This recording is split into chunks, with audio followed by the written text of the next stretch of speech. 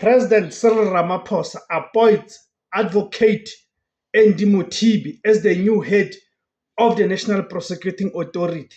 What do you make of that? Was this a good move? Was this expected? What are your views on the matter? As you guys know that Shamila Patoi, the much discredited Shamila Patoi, her contract is expiring at the end of this month. Okay, she's been at the head of the NPA for 7 years. She's been a complete disaster. If we are to be honest, as a country, Shamila Patoi has been a disaster to the NPA. As we speak, the NPA is on its knees. And this is largely because of Shamila Patoi's incompetence. She's utterly incompetent and unfortunately she's been useless to the institution.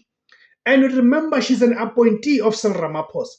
Shamila Patoi is a beneficiary of the so-called state capture narrative.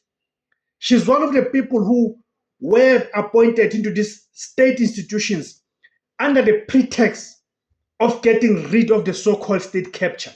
But actually, these are the people who actually oversaw the real state capture of these institutions. If you are to review her performances since she was appointed, and also review how the NPA has performed since her appointment in 2019, you then agree that indeed she was appointed for mainly to be a protector to Cyril Ramaphosa and the establishment, those associated with Cyril Ramaphosa. So her term is coming to an end, and through different commissions, she has been exposed to be utterly incompetent and useless to the cause of the country. Okay, so of course, the appointment of Advocate Mothibi came as a shock because Advocate Mothibi is not part of the people who were interviewed by the panel. I'm not sure how many of you had expected this move to happen, because I believe everyone had their eyes and their focus on the people that were interviewed by the panel. Okay, so indeed this becomes a surprise selection in a move that caught South Africa's legal and political circles off guard. President Cyril Ramaphosa has appointed Advocate Andy Mothibi as the new Director of Public Prosecutions, NDPP. Okay, on the 6th, January 6, 2026, the presidency announced that the man currently leading the Special Investigating Unit, the SIU, the much talked about, the very active SIU, will take over the reins of the National Prosecuting Authority, the NPA. This appointment marks a dramatic turn in the search for a successor to the discredited Shamila Patoi, as the president bypassed an entire short list of interviewed candidates to handpick a veteran crime buster. So the new prosecution boss, why Mothibi? Bypassing the panel, a presidential prerogative. I think that has to be understood. The appointment is as controversial for its process as it is for its choice. The failed search. A 7-person advisory panel led by Justice Minister Mamuluko Kubayi spent months interviewing candidates to find a replacement for Shamila Patoi. However, in a stunning report delivered in December 2025, the panel advised the president that none of the 6 shortlisted candidates were suitable for the top job. The bold move, exercising his constitutional prerogative, Ramaphosa reached outside the interviewed pool to select Advocate Andy Mothibi. While legal, this bypass has raised eyebrows among civil society groups concerned about transparency and consistency of the selection process. The safe pair of hands.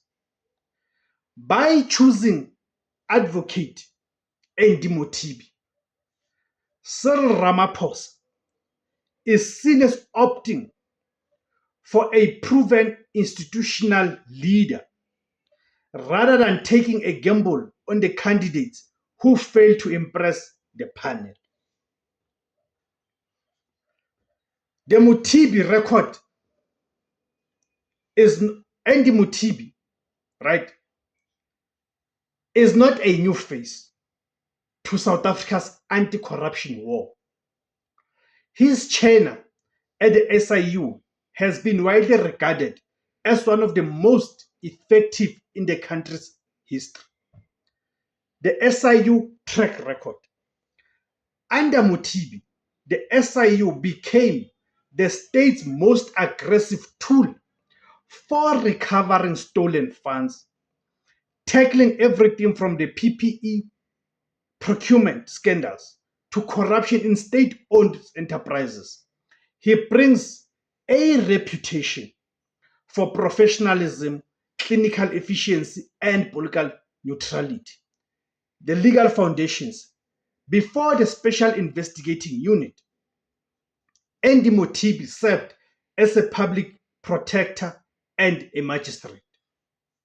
Rather, as a public prosecutor and a magistrate. This deep-rooted experience in the courtroom is what the president is banking on to fix a national prosecuting authority that has struggled to secure high-profile convictions despite years of investigations. The transition from investigator in the SIU to prosecutor in the NPA is the ultimate test. Can he translate the SIU's recovery successes into the orange uniforms the public has been demanding? The stormy horizon, challenges, and legal hurdles. Mothibi steps into the NPA at a time of immense internal and external pressure. The Batohi exit. He replaces an incompetent and useless Shamila Batohi, right? The only NDPP to finish a full term in post-apartheid history. However, her exit has been mired by the Nkabit inquiry and criticisms that the NPA was too slow to act on corruption. The legal challenges. The appointment is already being met with resistance. Law firms have filed urgent applications to interdict the move, alleging the selection process was flawed and biased. The mandate. Mothibi's first task on February 1st will be to stabilize an office plagued by factionalism and to accelerate the prosecution of high-priority corruption cases that have stalled for years. In conclusion, the final hope for accountability. The appointment of Andy Mothibi is President Ramaphosa's final big play for the justice system before his own term winds down. By placing a trusted fixer at the head of the NPA, the president is signaling a shift toward aggressive, result-driven prosecution. Whether Mothibi can maintain his sterling SIU reputation while navigating the treacherous political waters of the NPA remains to be seen. South Africa is watching, and the clock is ticking for the man now tasked with ensuring that no no matter how powerful, is above the law. Thank you guys for tuning in. If you like this content, guys, please subscribe. Go to the subscribe option. Subscribing is for free, guys. You don't pay anything.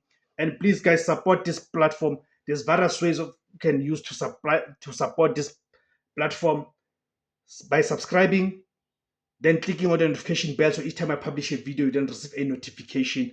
Another way, guys, is by joining to become a member. You can pay as little as R5 to be a member, or also buy me the super thanks. There's also different categories of super thanks. Thank you guys for tuning in.